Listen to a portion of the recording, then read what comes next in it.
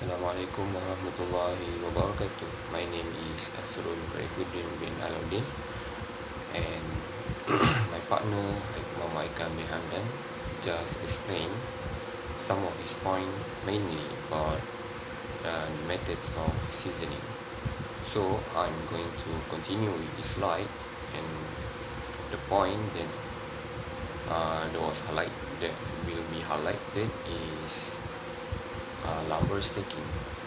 Firstly, a unit of lumber is called package.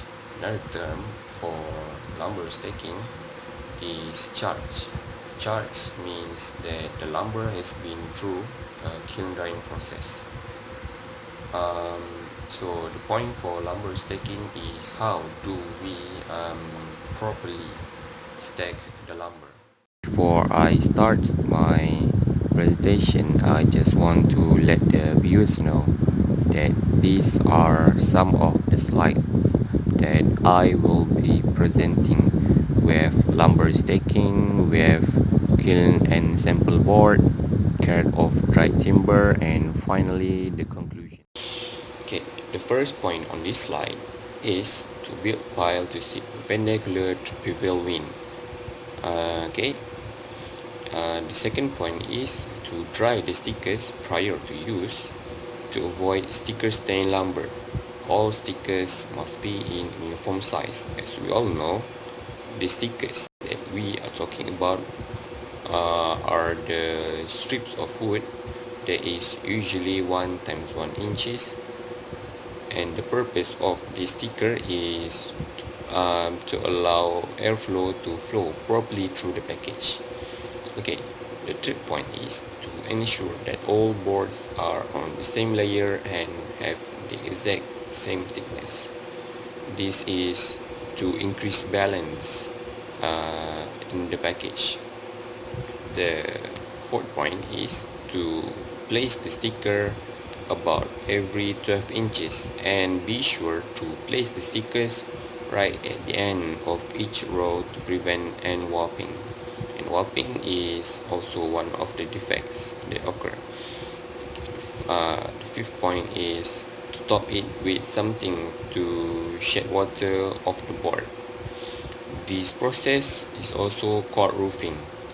Roofing with metal plate and not plastic plate. Okay, that's all for this point in lumber stacking. So what will happen if we don't stack the lumber properly?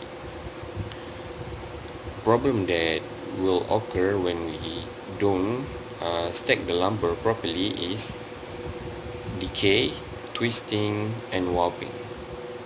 This will decrease the quality of the lumber. Okay, the next slide that we are going to talk about is kiln sample and sample board. Kiln sample is a sample wood inserted into the kiln before the mass drying process. The reason to have a kiln sample is to monitor the drying rates and conditions in the kiln. This is also to reduce degradation and obtain final desired moisture content and increase drying time. All of these can be obtained with kiln sample.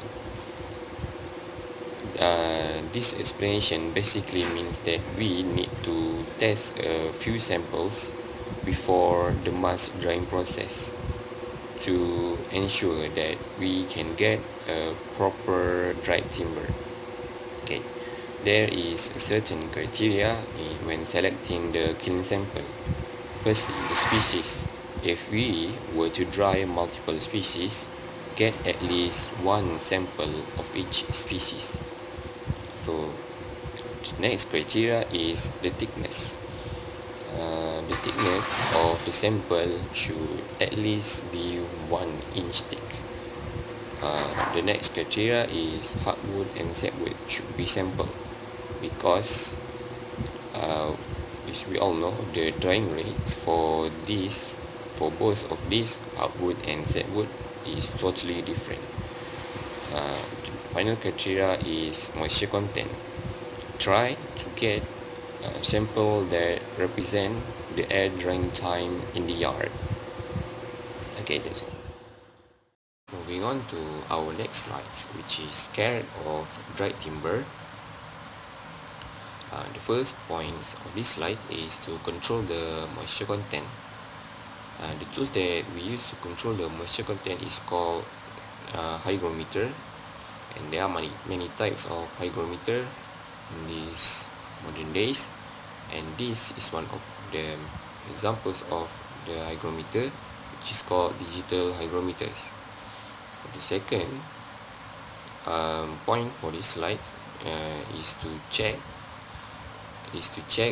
for any defects during inspection. For this task, the woodworkers must be meticulous and experienced in order for them to complete this task, because we must avoid any defects at all costs.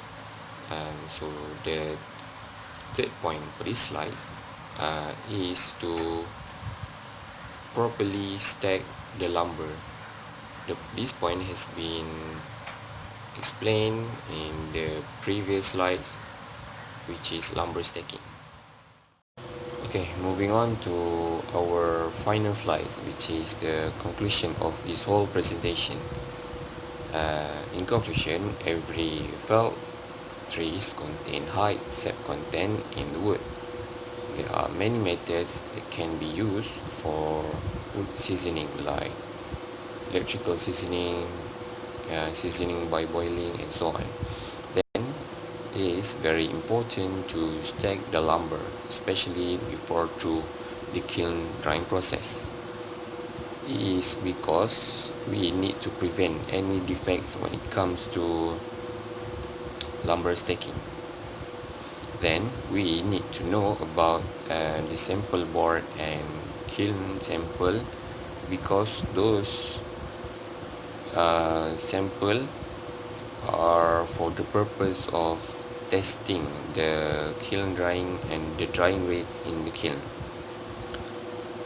Okay, finally, after the drying process are done, we need to care for the dried timber to further prevent any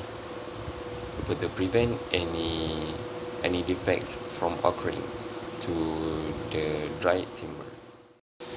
Okay, that's all from me and my partner Muhammad Kamil Hamdan. Thank you for listening to the whole presentation. Thank you, and Assalamualaikum warahmatullahi wabarakatuh.